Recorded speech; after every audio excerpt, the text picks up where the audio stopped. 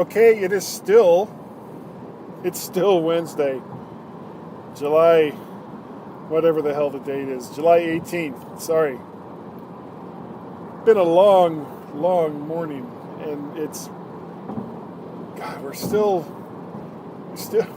got so much more to go. This is what happens when you leave very, very early in the morning for a very long guy's daily drive.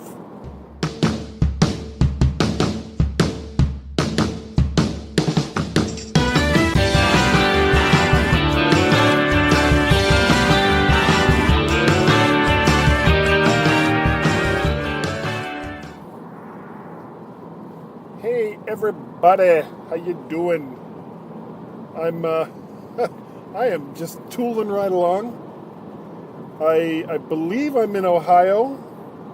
I'm like right, if I'm not in Ohio yet, I'm like right on the cusp. I just went through Wheeling, West Virginia, and I know from past experience, because I used to work for Sensormatic here in Ohio, and I would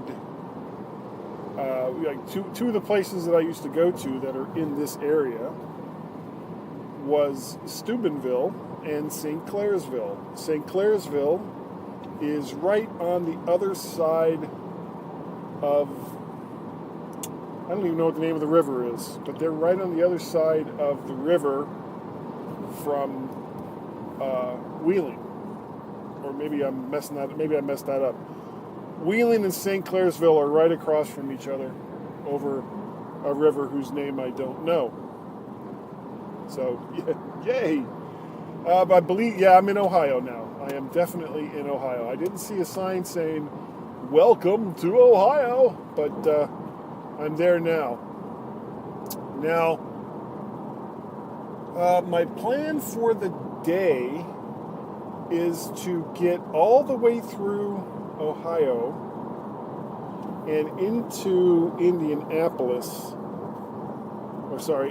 Indiana before I call it quits for the day. But so far today, it is currently 20 after 10. That's it, just 20 after 10. So I've been going, I left at around 4:50. So that's 5:50, 6:50, 7:50, 8:50, 9:50. 5.5 hours I've been driving. I have driven around, I'm going to guess 300 miles so far. I stopped for breakfast very, very briefly and got it to go, even though I probably should have just, picked a different restaurant like Cracker Barrel or something like that and eaten it there. But I just didn't want to lose the time on the road. I wanted to, keep going. So I did. I just got breakfast to go and ate it here in the car. Stopped for another little break when I got back into West Virginia. It's weird. As you're on this route that I'm taking, you go from Virginia to Maryland to West Virginia to Pennsylvania, back into West Virginia, into Ohio. So that's what I've done so far. It's odd. It is a really, really odd way to go. But I am tooling along. I am, according to the sign I just saw, I am 111 miles away from Columbus, where I used to live. God, I haven't been back to Columbus I can't even tell you when. I know that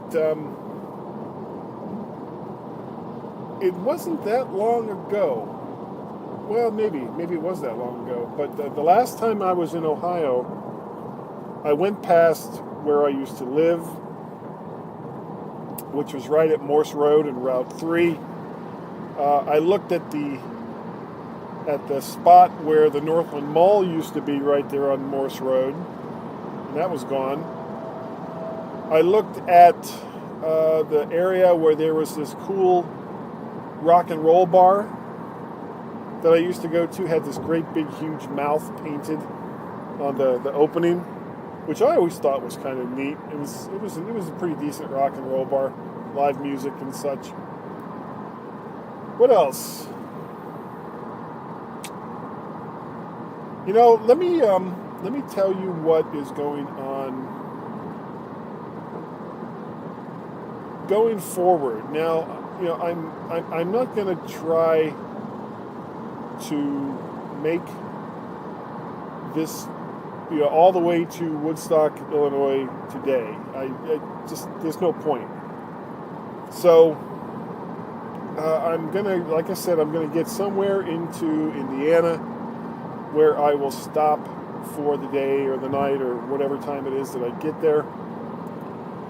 And I should have somewhere between 4 to 5 hours of driving to do tomorrow to get to Woodstock, depending on traffic in the Chicago area. And once I'm there, I will contact Mike Potter, and maybe we'll get together, do something. I'll see if there's anything I can do to help him in regards to setup for Macstock.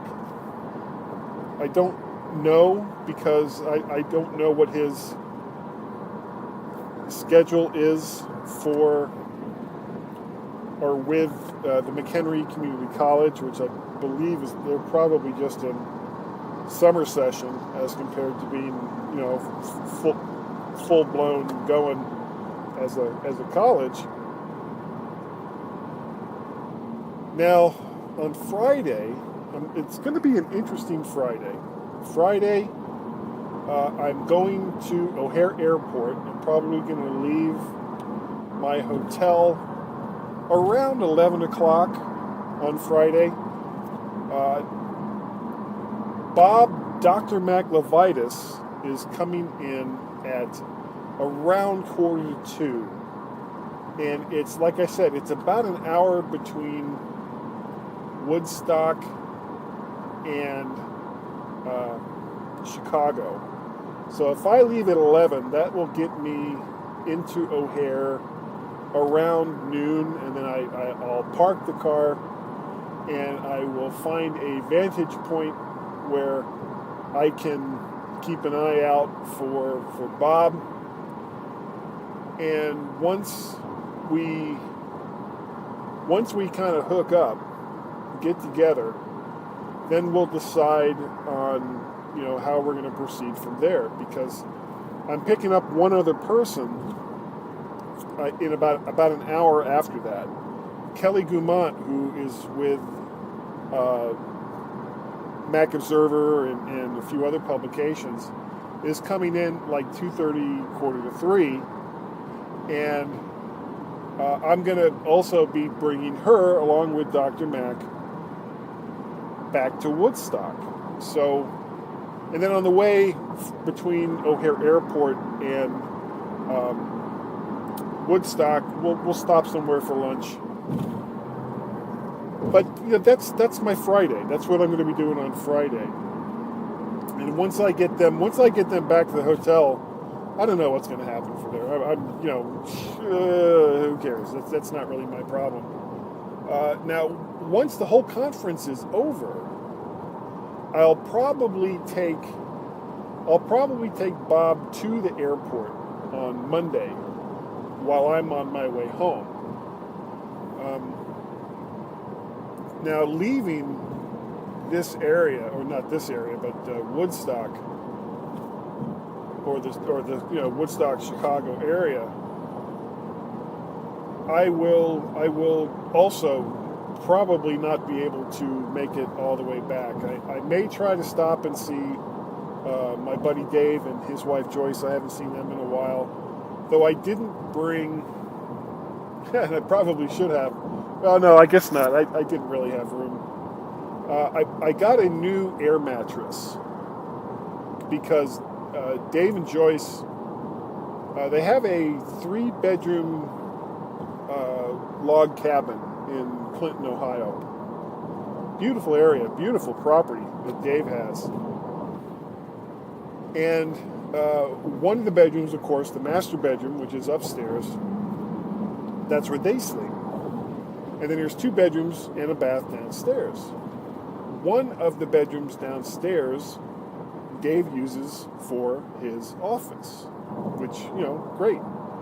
The other one is just kind of like a multi-purpose room. He's got a little bit of furniture in there, but for the most part it sits empty.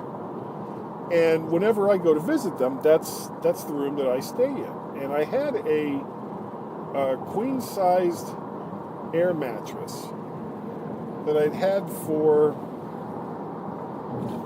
I don't know, 10 years or more. But what I had discovered the last couple times that I had used it was that it was leaking, because when I got up in the morning, there was definitely a lot less air in that mattress than when I went to bed the night before.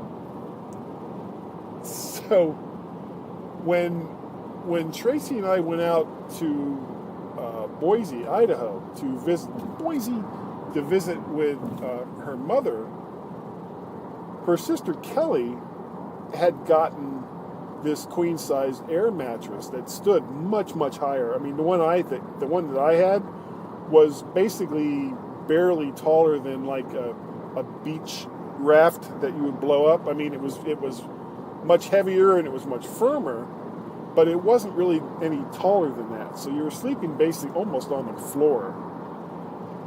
Well, the one that she had gotten, and she wasn't sleeping in it herself, she was in one of the other bedrooms, but she had gotten that so that when her son Troy showed up, or for example, if her other son Michael or what have you, or even if Tracy went back out there again, they would have something to sleep on. And afterwards, after whoever it was that was there left, they could deflate it and put it away. And then that room just turns back into the library that it basically was to start with. So, but it was a really nice mattress. So I asked her, I said, well, where did you get that? And as it turns out, now, the mattress that I had cost it was like $120 when I got it 10 years ago. $120 for that thing. But she had gotten the one that she had, and this was a much, much taller mattress. It probably stood 2 feet or more off the floor. It was like $50. $50, and it had self-inflating, just like the one I had. So when I got back to Virginia, I looked it up to see if it was still on sale, and it was. So it was like, all right, well, I'm going to go ahead and get one. So I got one, and when it came, Tracy was like, well, don't you already have an air mattress? I said, yeah, but this one's better, and the old one was kind of leaky. She said, well, then you're not going to keep the other one, are you? I said, no, of course not. I'm going to get rid of that. So along with, you know what, I'm going to talk about the purge that I just did. Maybe in the next Guy's Daily Drive as I'm driving down the road here. But I'm making really, really good time. I'm going to be stopping for gas very, very soon. I've got about 40 miles left in this tank. And, this car, the Ford Flex had roughly like a 17 to 18 gallon tank in it. And I could get about 400 miles, a little less than 400 miles per tank full when I would take that on a long trip. This car has about a 13 gallon tank, and I can do 350 miles in this car. So this thing sips gas as compared to the Flex. Of course, it's also half the size. But so far, The seats are comfortable. I haven't had any issues along those lines. My knee is so far holding up very, very well. When I get out of the car, and which I've done a couple times now, I mean, it's a little stiff when I first get out, but it's not that bad. So I'm glad I didn't cancel or anything like that. And I'm also glad, of course, that it wasn't a more serious problem. Anyway, that's going to about do it, I think, for this installment of the Road to Macstock for Guy's Daily Drive. This is part G. So, if you'd like to get a hold of me, of course, you can reach me via email, guy@mymac.com, probably. Best way to get a hold of me is on the Twitters. Just go ahead and look me up, Mac Parrot, all one word, and you'll find me there. You can also find me on Wednesday nights, except probably for tonight, where I do the Mac to the Future livecast over there on the Facebooks, both in the My feed, and I also push that over to the Mac to the Future Facebook group, which is kind of where I got the whole idea to do it in the first place. I do the MyMac.com podcast with Mr. Gazmaz, as I have done for 9 to 10 years. You'd think he would be sick of me by now. Nope. Well, maybe he is, and he's just being nice. Could be. I get that a lot. People are just nice. So, thank you all for joining me. I really, really appreciate it. And I will catch you next time on Guy's Daily Drive.